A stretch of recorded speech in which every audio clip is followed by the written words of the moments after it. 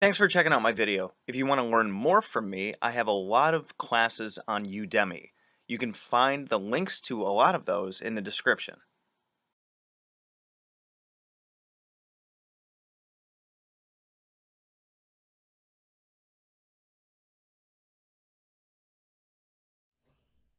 All right, good morning, everybody. Well, at least it's morning here.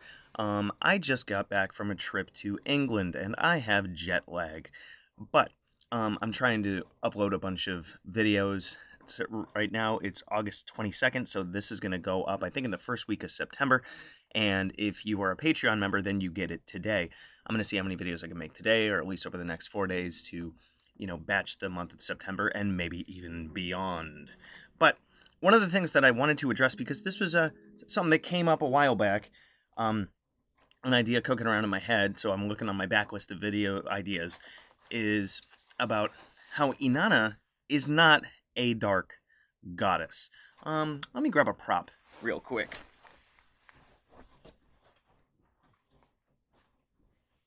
Bet you thought I went somewhere. So, my first encounter with Inanna was through this. I mean, technically speaking, when I understood that it was Inanna.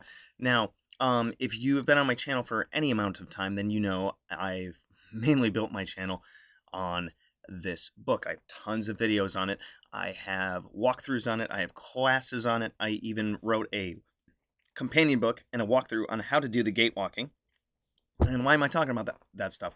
So because the gate walking system is all about Inanna. Now, if you know about the descent of Inanna, then you know that that's like her most famous story. If a lot of times anybody brings up Inanna, they're going to talk about Inanna's descent, where she goes to the underworld. And the motivation there, is somewhat questionable. In some versions, it says that her sister, Ereshkigal, hey, my light's working, nice.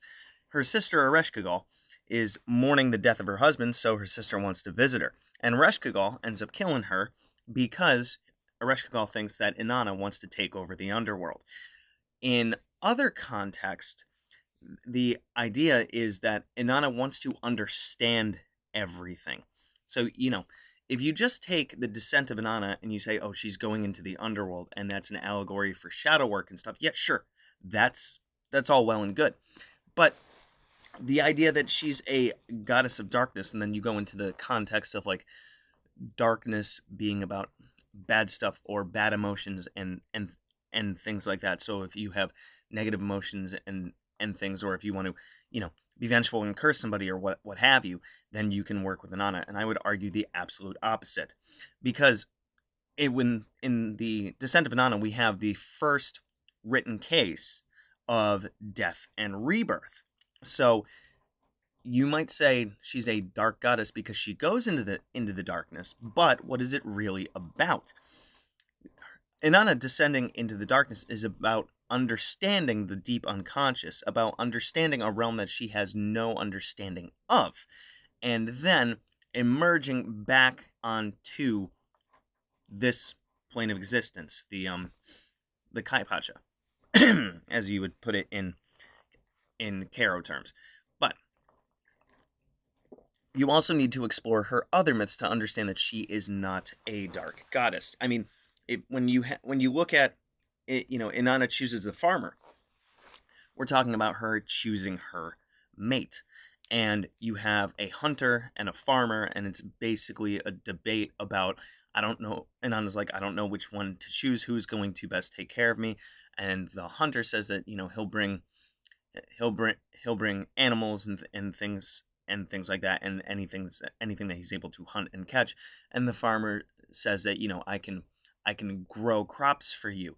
You can have the milk from my animals, and so on and so forth. If you look at the Inanna, Queen of Heaven and Earth from Samuel Noah Kramer and Diane Volkstein, you'll get an understanding of all of these myths. And what is that about? That is about partnership, co-creation, and hieroskamos, and marriage, and relationships. So what's the dark part in that? And then you can look at Inanna and the Hulupu tree, which I did make a whole video on, so search that on my channel, where she is down by the edge of the river, and she saves a tree from being washed down the river. And then she needs to cleanse the tree in order to make her throne out of it. But there are three beings in the tree that she needs help in getting rid getting rid of: the Anzu bird, the Lilitu, and a serpent. And she gets her brother Gilgamesh to help help her to get those three out of the tree. And she's able to fashion a throne out of it, and she fashions her brother a drum, which I love using my drum. I'm gonna make a drumming track for meditation. Let me know if you guys want that. I'm definitely planning on making it. Getting a bit musical lately. Sorry, my ukulele's kind of hiding in the corner. One of the three that I have. I still got a restring one. Anyway, so if you look at those two stories, Inanna is not only about death, so she's about death and rebirth. She's about relationships and creation, and she's about growing in maturity. Because at the beginning of the Halupu tree story, she's innocent. She doesn't understand what's going on with the world. She asks for help with different things, and then with others' help, because we can never really do anything alone, as much as introverts like me would like to think. We need others to accomplish our goals. And so she really teaches us a lot about life in general, about maturing, about marriage, about relationships, about creation, and also about transformation. So, I mean, you could make the argument, which I kind of disagree with, that, that darkness has to do with the transformation piece, with the death and rebirth stuff. But you're shedding light into places, and you're shedding stuff off, like you're a snake shedding your skin. I don't exactly think that's about darkness. Any of the, even if you look at the Maklu tablet series, and even, the Surfu tablet series, anything that addresses doing baneful workings towards anybody in a Mesopotamian context literally has nothing to do with Inanna. I mean, same thing with cleansing evils. They talk about invoking Enki and Shamash. So overall, in the actual context of her myths, she really has nothing to do with darkness. Now, if you want to talk about the darkness in the Inanna's descent story, we're really talking about Ereshkigal, because the second Inanna shows up, Ereshkigal acts out of anger, and she wants to be dominant in her space, and she just acts out vengeful. So, you want to work with a dark goddess, go with Inanna. One of my friends, the magician Karos, he works with Inanna or with Ereshkigal pretty much exclusively. So I'd love to pick his brain on that. So when you see this video, drop what you got in the comments for me, because I know chances are you're going to watch it, or I'm just going to message you in the group chat later. So one of the other stories is when Inanna gets Enki drunk to get the Sumerian May, the tablets where whoever holds them holds the context of culture. And so she travels to Enki, parties with him, he exalts her, and she gets him drunk enough to hand over basically all the power stuff. And then she takes that same boat and she travels to go into the underworld. So it's a whole big story that's kind of broken up into chunks. So gaining power, when she gains maturity in the Halupu tree story, then she visits Enki and she gains power with gaining the Sumerian May, and then she goes into the underworld, because now that she understands mundane living, up work, home, TV, bed, maturity stuff, then she goes to the higher realms and she gets the May from Enki, and then she goes into the lower realms and it died and is reborn again. So she covers all three planes of existence, as above, so below, and as here, everywhere else. So she is not just dark, she's every bit of the spectrum. If you think about it in that context, she's an all worldly, all realmly, is that a word, goddess that can take you on a journey when you follow her myths and when you work with her.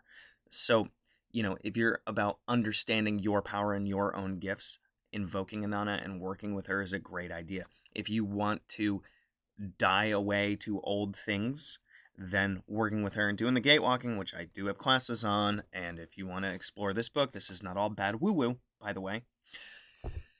I have classes and stuff on that. I have tons of videos on that. We can work one-on-one on that. Check out my Patreon for that kind of stuff.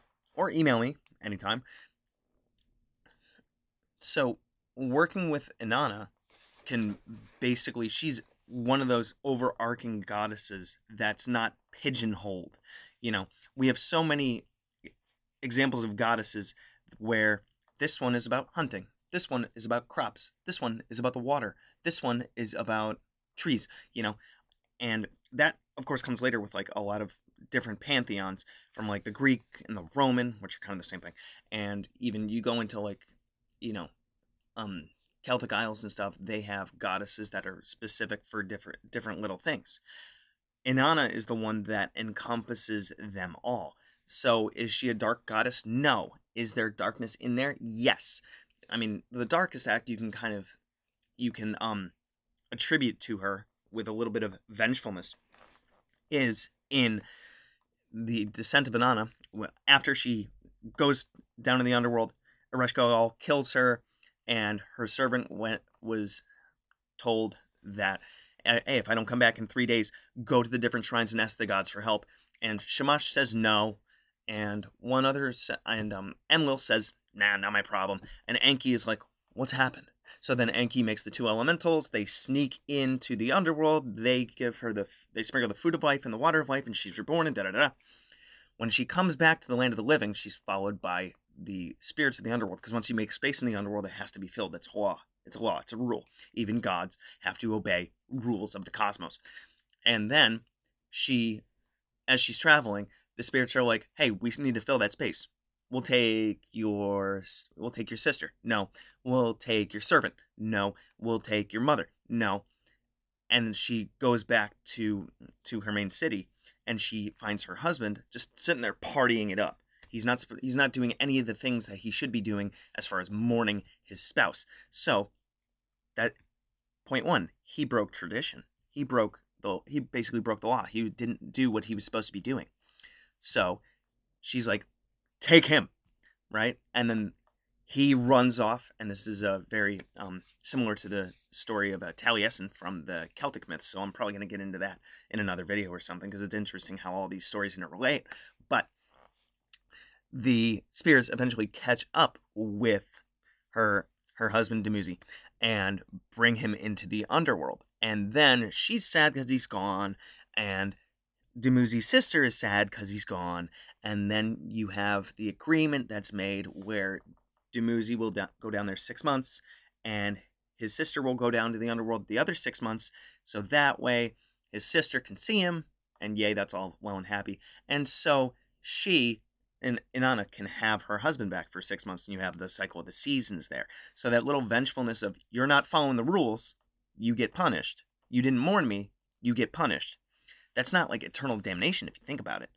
But one of the other things I'm going to be talking about later on in several other videos is this is an example of how the goddess is the deific means by which we have transformation. Gods can work with us on different outworldly things, because that's what the masculine polarity is. It's action and getting things done and whatnot. But the feminine, the divine feminine, because they have the womb, right? They are about creation and even transformation. You look at the story of Taliesin, where he is born, does a bunch of stuff, he's taken in, and then is reborn. Well, Dumuzi, because of Inanna's actions of, you broke the rules, you're going to the underworld for 6 months a year, he is constantly in a cycle of death and rebirth, arguably. And so he is transformed in a cycle every 6 months. And allegorically, that's why you can do the gate walking over and over and over and over and over. Because is transformation ever really done? No. And that's what Inanna teaches us, that we are constantly in a state of death and rebirth and transformation. You are not the same person you were 6 months ago. You are not the same person you were last week, arguably. You're not the same person you were 10 years ago. 20 years ago, I would have looked at myself wearing one of these shirts and I would have gagged. But when you get older and you got body problems with heat regulation, collars are nice. Anyway, enough about me. So, Inanna is not a goddess of darkness. Is darkness a part of her? Yes, but that is because she is one of those goddesses that overarcs everything. So you want to work. You can go to Inanna for almost anything in terms of abundance. What are you trying to create in your life? What are you trying to say? I'm not doing these things right. I'm breaking my own rules, and I got to send them to the underworld to get recycled and to I want to change myself. That is a death and rebirth cycle. So is she about darkness? No. So I'm probably going to send this video to anybody that I see or read says that Inanna is a dark goddess. You're more or less looking at a Reshkigal, so don't mix up the two. Anyways, let me know what you guys think about this one. You can always find my classes, videos, and all the other good stuff, even Magic for Hire and mentoring opportunities and stuff like that, through the link tree down below. I'll catch you next time. Good hunting.